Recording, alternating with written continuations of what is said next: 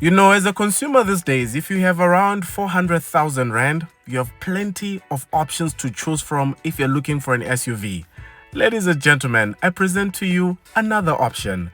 Welcome to the MG ZS Pro. In today's video, we're going to take it for a drive, talk about its engine, take a look at its interior, and as always, me and Hippo are going to discuss its cost of ownership. So, without wasting any of your time, allow us to get started. So then, it's time for a quick history lesson. A few months ago, I attended the launch of the MG ZS, and in that video, I told you that that specific car was an old model, and that already MG had a new ZS model that we didn't quite have in the country at the time. So, MG has finally brought it to South Africa and they are calling it the MG ZS Pro. But what MG is doing differently here in South Africa is they're giving you the option to still buy the other MG ZS if you're interested in it.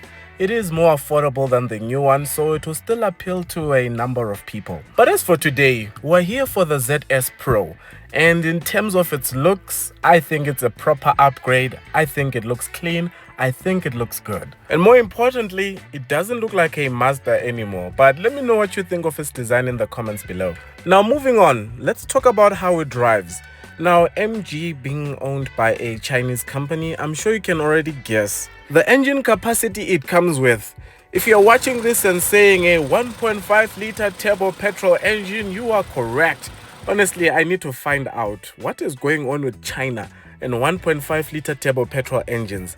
Every single Chinese car has a 1.5 liter turbo petrol engine. Anyway, in this application, it produces 125 kilowatts and 275 newton meters of torque. This in fact is the same engine that you'll find in the MG HS, which I reviewed a couple of weeks ago.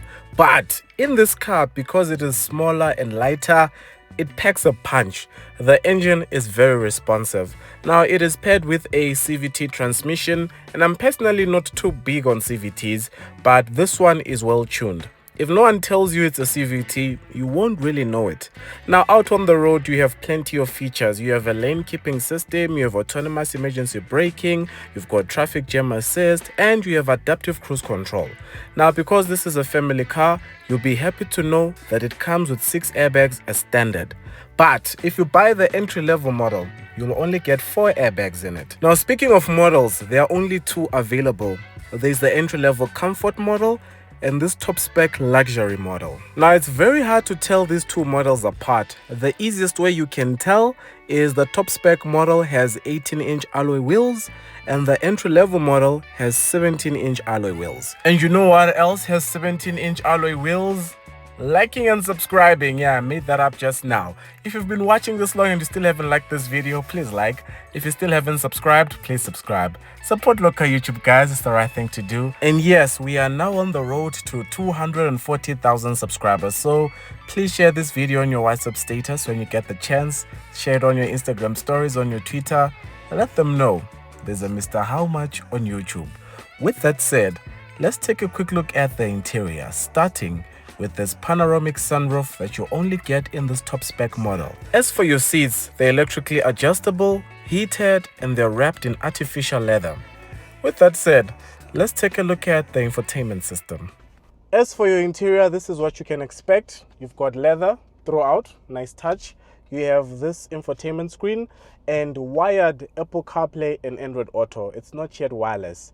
Over here, you have shortcut buttons for your aircon. I still haven't figured them out. I'm not a big fan of buttons being in the infotainment system, but that's what you get here. You have this nicely styled gear stick. You have your USB Type-C port over here, and wait for it, a Type-A over there. You have some buttons here, and over here you've got your MG steering wheel. It's got a flat top and a flat bottom, and you have a couple of buttons and a proper digital instrument display. And welcome to the back seat of the MG ZS Pro. Knee room, leg room is fine. You even have a flat floor. You don't get a center armrest though. There's just this. Over there you have rear air vents. You've got a USB port. But otherwise for the family, this should be fine. Can't complain. All right, welcome to the boot. It's not electric. You have to push it up and down. but it is massive. The liters are on your screen right now. You have an adjustable floor, and underneath you have a space saver spare wheel, you know, in case you run into a situation. MG ZS, proper stuff. Now there are a couple of color options available for your ZS Pro, but personally I recommend this one. Just looks proper in red. With that said, let's get to our total cost of ownership, which is powered by Hippo. This top spec MG ZS Pro comes in at 431,500 Rand. On finance, you can expect to pay around 8,213 Rand, and a full tank of petrol will cost you 1,190 Rand. For those of you wondering about the fuel consumption, the claim is 6.9 liters to the 100. But of course, in the real world, it will be slightly higher. Now, when it comes to insurance codes, as you know, we go to Hippo, we get up to 12 different codes. And I'm happy to say, based on the codes I got back from Hippo, this is actually one of the more affordable cars to own in terms of insurance. One of the quotes I got was around 926 Rand, which would then bring our total cost of ownership to 10,329 Rand. Now, if you'd like to save on your own insurance premiums, be sure to check out Hippo. I'll leave a link in the description and pin a comment in the comments below.